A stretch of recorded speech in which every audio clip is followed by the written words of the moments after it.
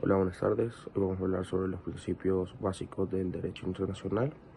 Este grupo está constituido por Diana Orellana, Aldair Martínez, Natalie Rosales y mi persona, Eric Viator. Antes de empezar a hablar sobre el derecho internacional, hay que tener claro qué es el derecho internacional. Este es un conjunto de normas y principios que regulan las relaciones entre estados, organizaciones internacionales y, en ciertos casos, individuos.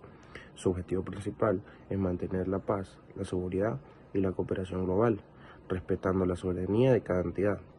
Entre sus fundamentos se destaca la soberanía e igualdad de los estados, la prohibición del uso de la fuerza, la solución pacífica de controversias, la no intervención de asuntos internos y el pacta sunt servanda y la protección de derechos humanos y autodeterminación. Estos principios, codificados en instrumentos como la ONU, la Carta de la ONU y el derecho consuetudinario, buscan equilibrar la autonomía estatal con el orden global. Aunque su aplicación enfrenta desafíos, constituyen las bases para un sistema internacional justo y cooperativo. Principios de la convivencia estatal. En el sistema internacional, las relaciones estatales están gobernadas por principios fundamentales que garantizan la paz y el orden de los estados. Estos principios han evolucionado con el paso de los años y se han plasmado en tratados, acuerdos y convenios internacionales. La soberanía y la igualdad de los estados. La soberanía estatal es un concepto que proviene de Westfalia, del tratado que se hizo en el año 1648.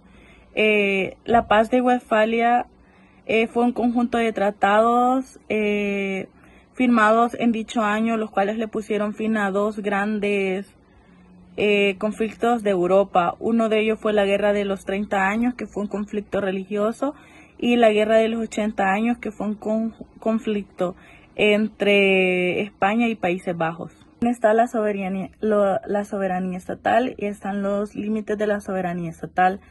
Esta es uno de los principios más relevantes como tal y se aborda anteriormente, tiene un límite en lo que respecta a los crímenes internacionales, tales como el genocidio, crímenes de la humanidad y crímenes de guerra.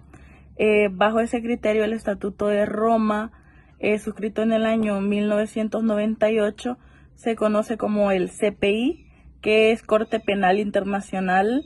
Existe una responsabilidad en ella por parte de los estados de quienes lo lideran en cuanto a una persecución de tales delitos. Asimismo, como este tiene un poder, también tiene unos límites. Uno es la prohibición del uso de la fuerza. En el artículo 2.4 de la Carta de las Naciones Unidas establece la prohibición del uso de la fuerza en relaciones internacionales, salvo algunas excepciones, las cuales son defensa propia. Esta solo se valida cuando hay un ataque previo. La cantidad de fuerza utilizada debe ser suficiente y no más de lo necesario. Y la defensa propia cesa como tal cuando las medidas que deben tomarse y otras son ejercitadas por el Consejo. Bueno, está también el caso práctico. Un ejemplo de este es el caso invasión Rusia a Ucrania del año 2022. Este fue un ejemplo de la violación del principio de prohibición del uso de la fuerza. Es una invasión Rusia a Ucrania. Esta acción fue condenada por la mayoría de la comunidad internacional y resultó en sanciones económicas y resoluciones en la Asamblea General de la ONU en el año 2022. Su justificación se centró por los intereses de seguridad internacional y la necesidad de proteger a sus ciudadanos, lo cual ha sido altamente volátil en este caso. No intervención de asuntos internos. Del mismo modo que según el Estado puede ingerir en otro territorio, también se fijan que todo el Estado debe respetar la soberanía y la integridad territorial. Con responsabilidad de proteger. La doctrina responsabilidad de proteger sostiene que la comunidad internacional debe intervenir en cuestión de un Estado que no es capaz o no quiere proteger a su población. Hola, ahora les hablaré acerca de los principios operativos para la cooperación internacional, los cuales guían como los países y organizaciones que trabajan en conjunto de forma efectiva. Entre los más importantes están como número uno el respeto a la soberanía nacional, Cada estado decide libremente su desarrollo político. Como número 2 tenemos igualdad entre las partes. Todas las naciones cooperan en condiciones justas sin imposiciones. Como número 3 tenemos la responsabilidad compartida.